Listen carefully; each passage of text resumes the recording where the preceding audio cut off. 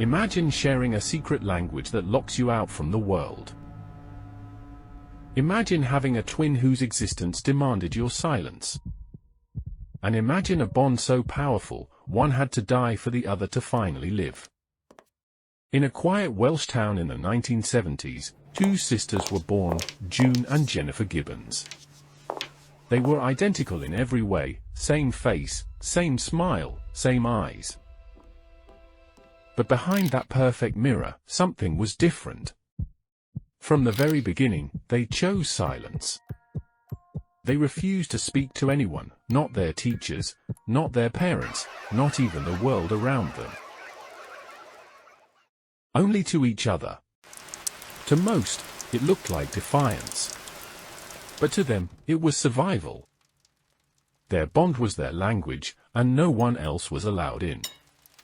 In the dim light of their bedroom, they wrote endlessly, diaries, stories, entire worlds that existed only between them.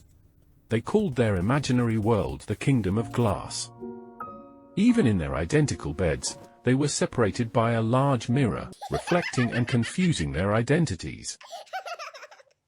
They were mocked at school, yet they stood firm, speaking their secret, rapid-fire dialect only to each other. Their parents grew desperate. The girls responded by disappearing into their shared mindscape.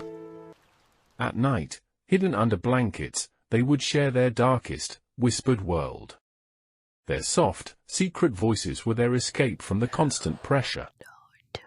Their bond was captured on the tabletop, a single piece of paper bearing their frantic, shared handwriting. It was the physical manifestation of their twin language. They would sometimes stare into their reflection in a dusty drawer, watching the innocent toys inside. In their minds, they were pulling the strings of reality, making the world play by their rules. Their self-image began to fracture, reflected in the mirror's surface. What one saw, the other suffered, a terrifying dependence on the twin. They sought desperate moments of shared joy. In the schoolyard, they would spin and play together, watched by a concerned adult from a distance. It was the only time they allowed their defense to drop. The pressure led them back to their keyboards. They taught themselves to type, side by side, pouring out stories of crime, betrayal, and violence onto the page. Jennifer became darker, more dominant, more controlling.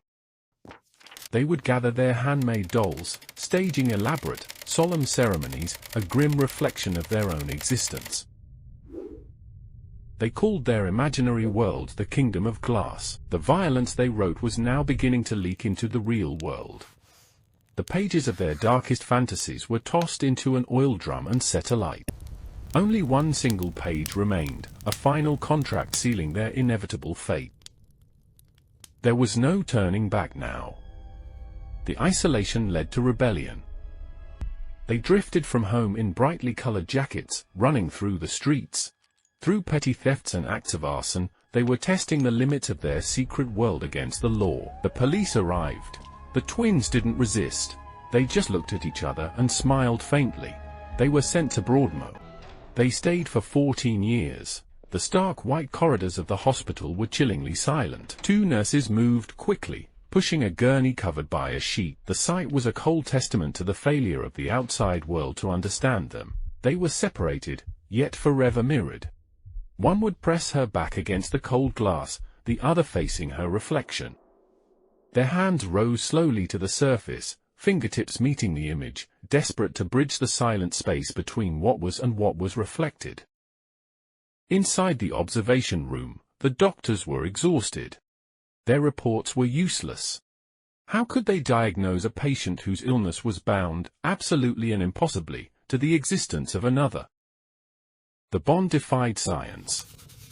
But science was not needed to feel the control. June sought refuge in her own writing, but her sister's words haunted every page.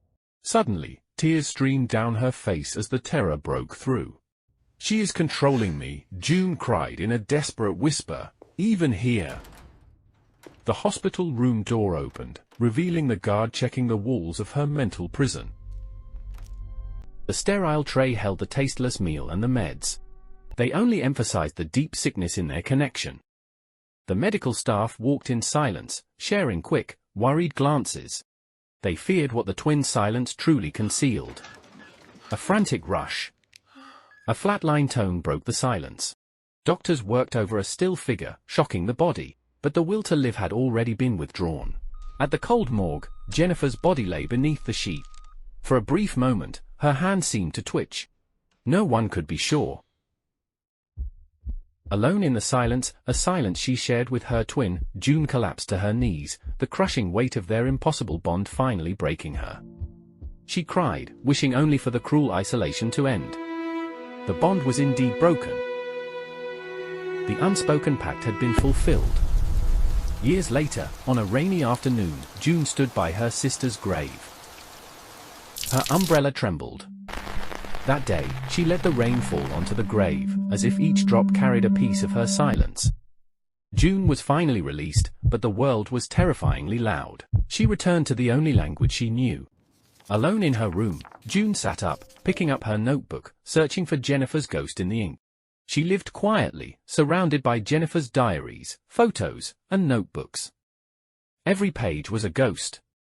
Jennifer had written, "Our story never ends." June continued to write, not just for Jennifer, but to define her own voice in the wake of the tragedy.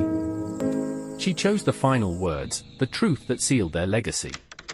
The typewriter clicked one last time. She wrote the words they both once feared. Silence was their language.